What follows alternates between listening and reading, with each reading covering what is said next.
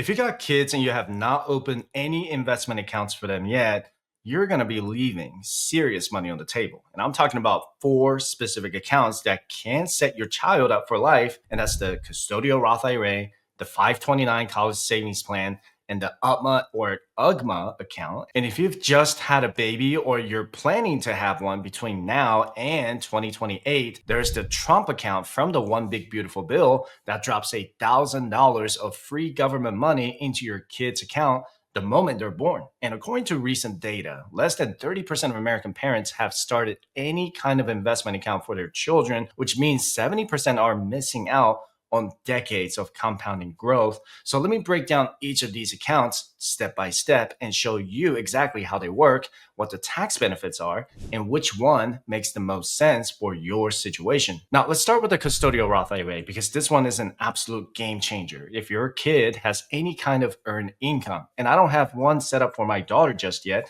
because she does not have a job, but the moment she turns 14 or gets the first part-time gig in high school, we're opening one up immediately. And here's why you should too. The beautiful thing about a custodial Roth IRA is that there's no age restriction to open one. And your kid could be 5 years old. And if they're making money somehow, you can open this account. But the catch is that your child must have earned income to contribute. And when I say earned income, I mean the IRS definition. We're talking W-2 jobs or self-employment 1099 income like babysitting, mowing lawns, dog walking, that kind of stuff. An allowance does not count. Birthday money from grandma doesn't count. It's got to be legitimate work that they are getting paid for. Now, your kid can earn as much as they want and still be claimed as your dependent, as long as they're not covering more than half of their own expenses. There are different tax thresholds for when kids need to file tax returns, so definitely check with your CPA on that. But the magic of this account is that the contribution limit for 2026 is going to be $7,500 or whatever your child's total earned income is for the year, whichever is less. Now, let me give you an example. Say your 16-year-old teenager works at Chick-fil-A during the summer and makes $3,000. That means you can contribute up to $3,000 to their custodial Roth IRA on their behalf for that year. And if they make $8,000, then you're capped at the $7,500 limit. And pretty straightforward, right? And here's where it gets really exciting. You know how we all kick ourselves for not starting our own Roth IRAs earlier, right? Well, imagine if someone had opened one for you when you were a teenager. So let's say your kid puts in $7,500 just once at age 16. With an 8% average annual rate of return, that single contribution turns into $221,000 by the time they're 60, tax-free, no joke. If they keep contributing consistently for the next 46 years, increasing their contributions by, let's say, $500 every 2 years, they're looking at over $5.4 million in their Roth IRA by age 60, again, completely tax-free. And I really wish my parents had taught me this stuff, but that's exactly why we're having this conversation right now. The withdrawal rules are the same as a regular Roth IRA, and whatever your kid contributes is in after-tax dollars. So the money grows tax-free, and they can withdraw their contributions anytime without penalty. And they just cannot touch the earnings and interest until they're 59 and a half. And because most kids earn so little that they pay almost no income taxes anyway, it's like making Roth IRA contributions with practically no tax hit. Now, here's something I have seen work really well with some of my clients, and they match their kids' Roth IRA contributions. So if your kid brings in $8,000 for the year working part-time, you offer to contribute half the Roth IRA contributions on their behalf, and they contribute the other half. Your kid might not get super excited about retirement accounts right now, but trust me, they will thank you for all of the things that you've done for them down the road. And it's also a great way to teach them about investing without taking all their hard-earned money away from them. And the most important thing here is not just opening the account, it's the financial education that comes with it. You need to sit down with your kid and explain how compound interest works and show them the numbers. Walk them through how investing in index funds can grow their money way faster than a savings account. What I don't want you to do is just hand them money when they turn 18 without them understanding what to do with it. That's how you raise financially irresponsible adults. And you can always tell them to go to firesidechat.com/resources and get free financial resources. Now, let me talk about opening the account real quick. And it's super easy. You just need your child's social security number, birthday, and other personal information. Brokers like Fidelity, Vanguard, and Schwab all offer custodial Roth IRAs. And if you have multiple kids, you need to open a separate account for each one. You cannot combine them into one account. And you, as the custodian, you are in charge of the account until your child turns 18 or 21, depending on your state. When they become an adult, you will need to roll it over from a custodial Roth IRA to a regular Roth IRA in their name. It's a simple process that the broker will help you with. Now, let's move on to the 529 college savings plan. And this is the one that I have been funding for my daughter since the day she was born. And it's been hands down one of the smartest moves I've ever made. And I use Vanguard for mine. And before you ask, no, this is not sponsored by anyone. And I'm just telling you what I actually use. And the thing I love most about the 529 is the flexibility. And if my kid decides not to go to college, I am not screwed. And I can transfer the beneficiary to anyone else in my family tree, my future grandkids, my wife, or even myself if I want to go back to school. And thanks to recent law changes from the One Big Beautiful Bill, I can now use the 529 for K through 12 education expenses, not just college. You can use up to $20,000 a year starting in 2026 to pay for kindergarten through 12th grade tuition-related expenses at public or private schools. That includes curriculum materials, books, online educational stuff, tutoring, therapies for kids with disabilities, dual enrollment programs, and even standardized test fees. And there's no annual contribution limit for the 529, but there is a limit on total contributions based on your state. And some states let you take a lump sum contribution using the 5-year gift tax averaging rule. And in 2026, you can put in up to $100,000 per person or $200,000 if you're married and you both contribute. And if you've got that kind of cash sitting around, definitely talk to your CPA or estate attorney about how to structure it for maximum tax benefits. I've been consistently contributing to my daughter's 529 for 13 years now, and I chose the hands-on approach with individual portfolios. I invested in the S&P 500 index portfolio and the growth index portfolio, and both have averaged around 14% annual rate of return over the past decade.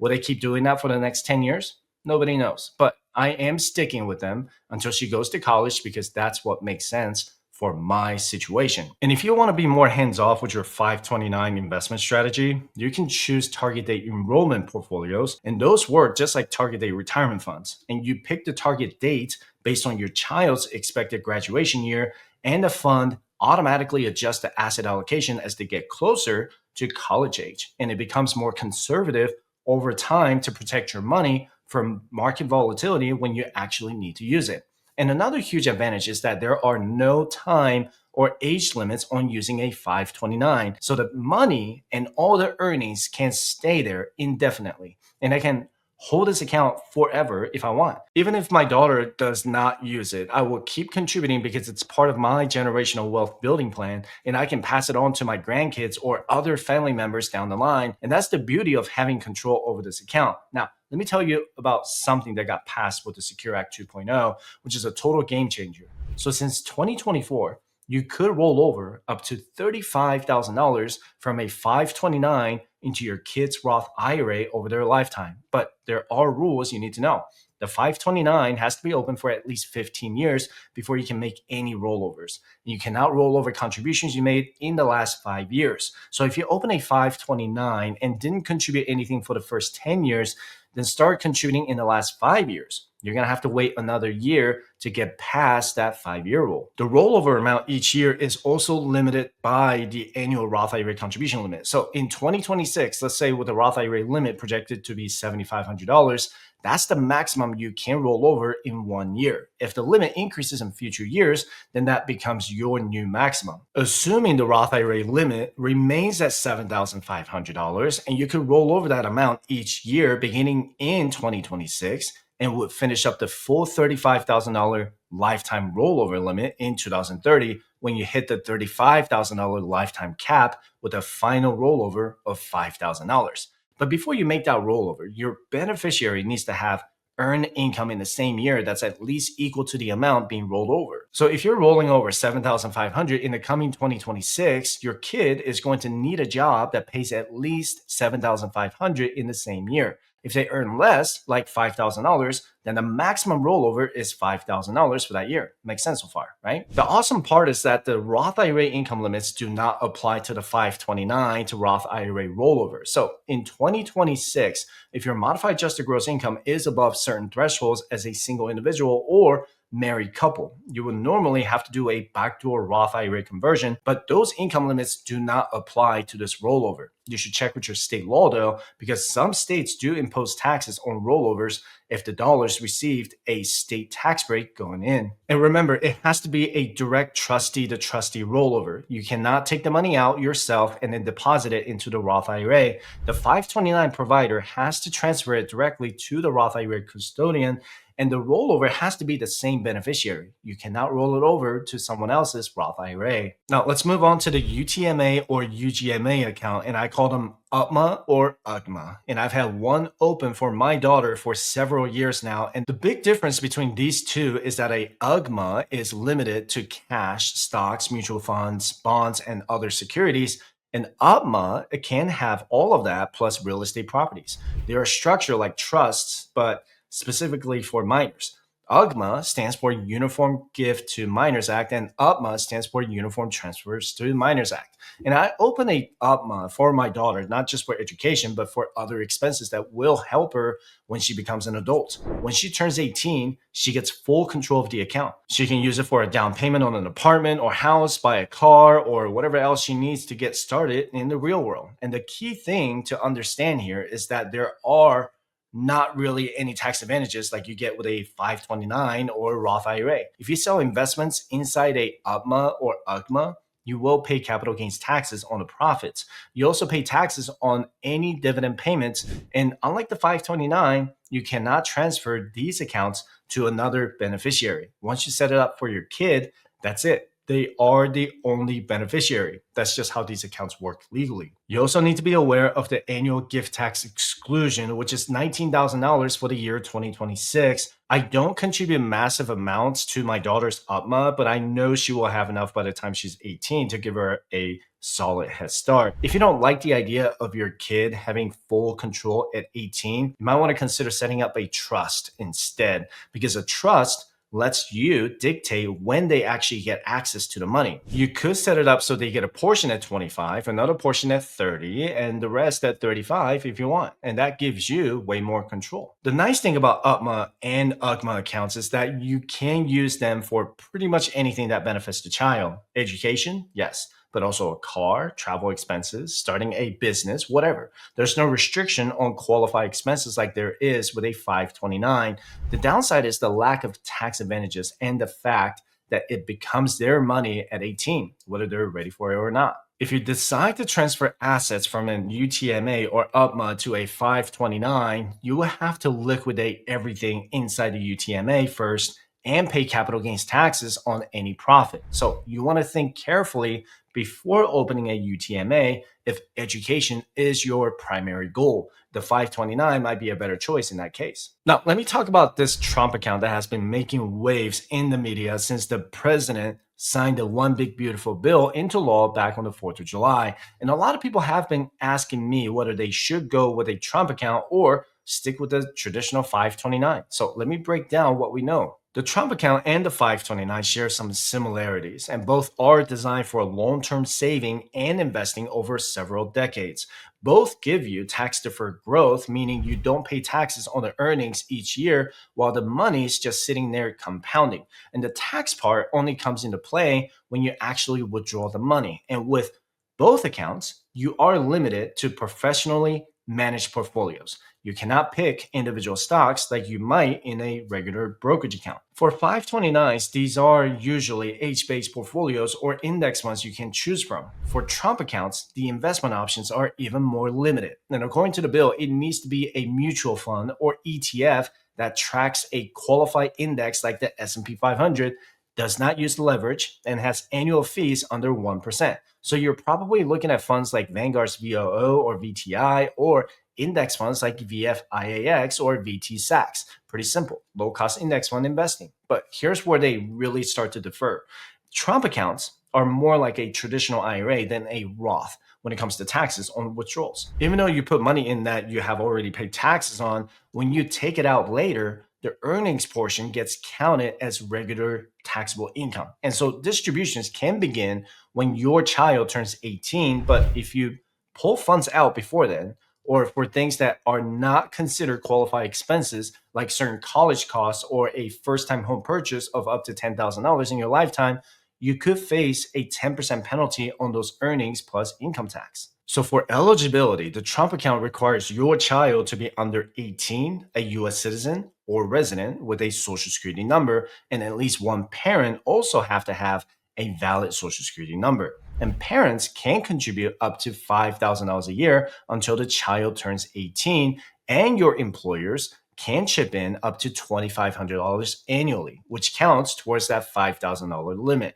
And nobody over 18 can receive contributions to a Trump account. So think of it as opening a traditional IRA for your kids under 18 with a $5,000 contribution limit. The thing with the seed money everyone's been talking about is that it's only for US citizens born between January 1st, 2025 and December 31st, 2028. So if your child was born outside that window, this option is not available. But if your child is in that window and has a social security number, the federal government will automatically deposit a $1,000 seed contribution to get them started. And keep in mind that when you put money into a Trump account, you don't get a federal tax deduction. However, if an employer contributes, that $2,500, which is the maximum employer contribution, is not counted as income for the employee, which is a nice perk. But all the earnings you pull out are taxed as regular income when you withdraw them. There's no Roth style tax-free withdrawal on everything. And then there's the financial aid impact, which is a big deal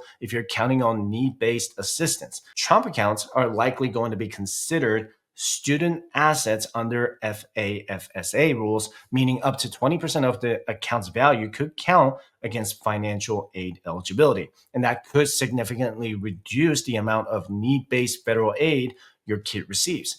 A parent-owned 529, on the other hand, is treated as a parental asset, and only a maximum of 5.64% of its value gets counted. So if you have $10,000 in a parent-owned 529, it might reduce your student's aid by a maximum of $564. With a Trump account at 20%, that same $10,000 could reduce aid by $2,000. And that's a massive difference that could cost you thousands in lost financial aid over 4 years of college. The Trump account is interesting and offers that initial government funded head start, but it's still new and pretty limited. The funds are taxable upon withdrawal like a traditional IRA. Control goes to the child at 18, and the financial aid implications are harsher. But here's why I would still open one if I'm going to have a baby born between 2025 and 2028, because that $1,000 in 60 years with an 8% average annual rate of return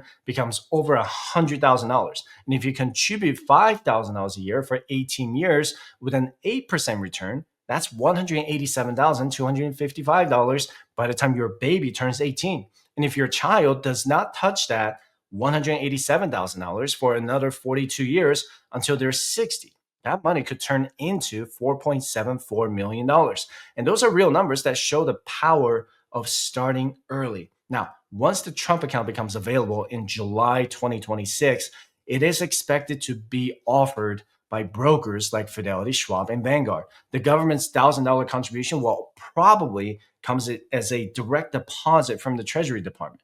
And the details of how accounts will be opened and funded are still being worked out, and I will keep you updated as more information comes out. You can feel free to schedule a consultation with me by visiting FAFSA.com/consultation. So what should you actually do as a parent if you're starting this whole investment thing in 2026? Let me give you a practical game plan. First, if you have a newborn or a child born between 2025 and 2028, you should open that Trump account as soon as it becomes available next July and grab that free $1,000 from the government. Second, open a 529 plan immediately and set up automatic monthly contributions, even if it's just $75 or $100 a month. The key is consistency, not the amount. Third, if your kid is old enough to work and has any kind of earned income, open that custodial Roth IRA right away, even if they only made $2,000 last year. Contribute that $2,000 into your kid's Roth IRA account on their behalf, because those early contributions are the ones that will grow the most over time. Fourth, consider opening a UTMA or UGMA if you want to give them something flexible they can use at 18 for a car, apartment deposit, or whatever else they need. And fifth, sit down with your kid and start teaching them about these accounts. Show them the numbers, walk them through compound interest, make it real by connecting it to things they actually care about. The money is important, but the financial education piece is what's going to stick with them for the rest of their lives. Don't try to do everything at once. Pick one account, get it open, fund it for a few months, then add the next one. Build a habit first, then expand from there. And this has been another piece of a video, and we got a lot out of it.